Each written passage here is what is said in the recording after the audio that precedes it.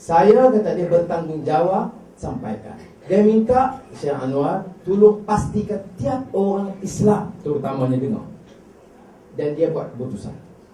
Fatwa dia minta semua, termasuk orang UMNO.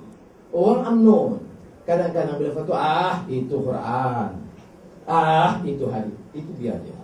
Tapi tanggungjawab kita bila kita edar. Saudara dengar, perbanyakkan dan edar, hantar ke kampung seluruh kita.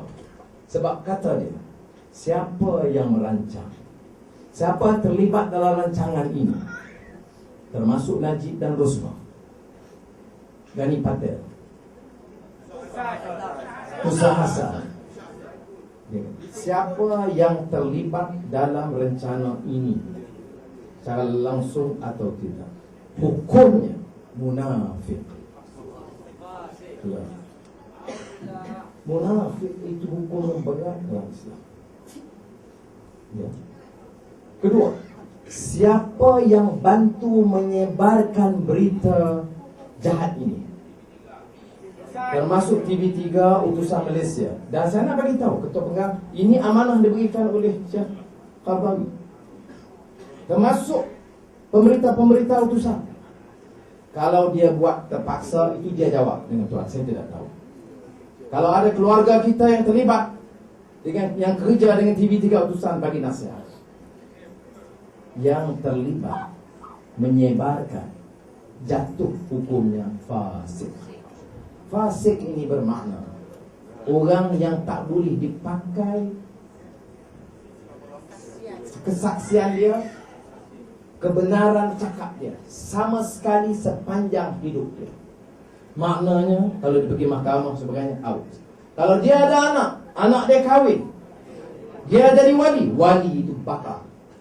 Saudara kena ingat, ini yang sebabnya maka Syekh Qaradawi kata tolong selamatkan mereka, kerana sebahagiannya tidak tahu. Saudara sebarkan berita fasik, saudara kemudian tahun depan kahwinkan anak, kesaksian saudara itu terbatal. Itu sebabnya Islam dalam maqasid syariah, soal dignity of men and women, mulanya dia bukan dignity of woman, meruah wanita, itu dia letak sangat penting. Jangan cepat kita hukum wanita dan busukkan moral dan akhlak mereka. Saudara, tolong dengar. Kita kekalkan naskah berita sahih dalam bahasa Arabnya, tak ubah langsung. Biar dia sebut bahasa Arab, kemudian baru kita terjemah. Ada orang cadangkan mula dia Arab tu kita perlahankan supaya kita terangkan dalam bahasa Melayu. Saya tidak setuju. Kerana amanah daripada Qaradawi, dia minta sampai dan sebarkan kepada semua. Saudara, is a very serious matter. Saya sebut, mungkin orang kata saya ada kepentingan, tetapi saudara, saya sedikit pun tidak tergugat dengan perkara. Betul, saya sedikit tidak tergugat. Saksi tidak ada, kes tidak ada, laporan doktor menyebalahi kita. Dia tak tahu apa dia nak buat. Ini nak tuduh orang rogol, tapi benda tak bocor. Saya tak tahulah rogol macam mana boleh buat. Ini perlu. Tapi ini dia terus. Kerana pernah aitkan sejarah Melayu mana ni, pahlawan-pahlawan Melayu bangsat ni, bagi tahu sekejap. Melayu mana yang boleh aitkan begini? Tahu tak dalam janji kita dengan Masang Mila pertama, dulu ingat tak yang sejarah Melayu saya ucap? Sang Sekurba. Sengaja saya nak test profesor ni. Saya tahu saja nak tengok sejarah ni. Sang Sekurba. Apa dia? Kata dia, anak Melayu itu pantang derhaka. Itu satu, janji. Okay. Asalkan pemimpin itu adil. Tetapi raja jangan sekali-kali aibkan orang Melayu.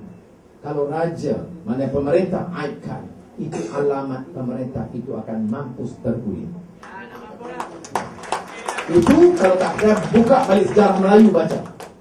Ini cakap perjuangan Melayu. Jadi saudara, saya ucapkan sekali terima kasih kepada saudara. Hadir bertahan. Perjuangan ini memerlukan pengorbanan. Yang mana belum jadi ahli, PAS-kah, keadilan-kah, DAP kah, tolong jadi ahli. Itu yang kita minta. Yang belum derma RM10, derma RM1. Jangan cuai. RM1 mesti. Mengundi mesti daftar. Karena dalam daftar, kalau 100.000, 10.000 memang dah tipu dah. Jadi kena ingat, kena daftar. Saudara, saya yakin insya-Allah. Saya yakin. Demi Allah, saya yakin dengan sesungguhnya. Beri ruang sekali lagi kita insya-Allah ke putaran.